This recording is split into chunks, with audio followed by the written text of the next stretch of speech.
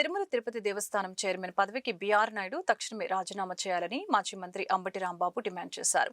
BR Naidu రాజీనామా కోరుతూ తిరుపతిలో నిరసన వ్యక్తం చేసిన వైసీపీ శ్రేణులపై ఎస్సీ ఎస్టీ కేసులు నమోదు చేయడాన్ని ఖండిస్తూ మంగళవారం గుంటూరు లార్జ్ సెంటర్ వద్ద వైసీపీ నిరసన కార్యక్రమాన్ని చేపట్టింది. ఇందులో భాగంగా అంబటి మాట్లాడుతూ వైసీపీ నాయకులు నేరం చేయకపోయినా చేసినట్లు అక్రమ కేసులు పెడుతున్నారని ఫైర్ అయ్యారు. తెలుగుదేశం పార్టీ నాయకులు ఎంతటి పెద్ద నేరాలు చేసినా జైలుకు మాత్రం పంపరని మండిపడ్డారు. పార్టీ నాయకులు అంబటి మురళి, నూరి ఫాతిమా, డైమండ్ బాబు తదితరులు ఈ నిరసన కార్యక్రమంలో పాల్గొన్నారు.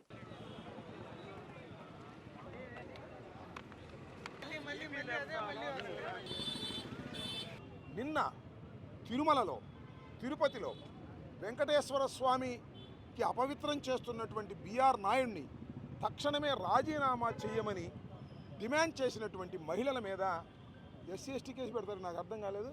ఎట్లా పెడతారు? ఎస్సీ ఎస్టీ కేసు పెట్టి పారేస్తారు. ఎస్సీ ఎస్టీ కేసు పెడతారు. మహిళలను రాత్రి జైల్లో పెట్టారు.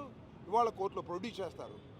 రాష్ట్రంలో ఎంత విచిత్రంగా ఉందంటే, వైఎస్ఆర్ కాంగ్రెస్ పార్టీ వారు నేరం చేయకపోయినా నేరం చేసినట్టు జైలుకి పంపిస్తారు. తెలుగుదేశం పార్టీ వాళ్ళు పెద్ద నేరం చేసినా జైలుకి పంపరు, పోలీస్ స్టేషన్లో బెదిరించి పంపించేస్తారు. ఆయన ఎంపీ గారు డ్రగ్స్ కేసులు ఇరుక్కుంటే స్టేషన్ బెదిరించి పంపించారు, పార్లమెంట్కి వెళ్ళిపోయాడు.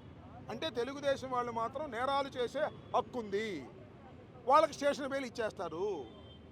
కానీ వైఎస్ఆర్ కాంగ్రెస్ పార్టీ వాళ్ళు నేరం చేయకపోయినా, నిరసన చెప్పినా వాళ్ళని కేసులు పెట్టి పోలీస్ బెయిల్ ఇవ్వకోకుండా చిన్న సెక్షన్లు పెట్టి అయినా సరే కోర్టులో పెట్టి మేనేజ్ చేసి తీసుకెళ్ళి సెంట్రల్ జైలుకో మరొక జైలుకో పంపిస్తారు.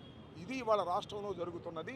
మేము ప్రధానంగా డిమాండ్ చేస్తున్నాం, బీఆర్ నాయుడు తక్షణమే రాజీనామా చేసి తిరుమల తిరుపతి దేవస్థానం యొక్క పవిత్రతను కాపాడాలి. ఒకవేళ బీఆర్ నాయుడు చేయకపోతే చంద్రబాబు నాయుడు ముఖ్యమంత్రి అయినా బీఆర్ నాయుడికి వార్నింగ్ ఇచ్చి చేయించవలసిన బాధ్యత ఉన్నది. ఇది మొదటి డిమాండ్.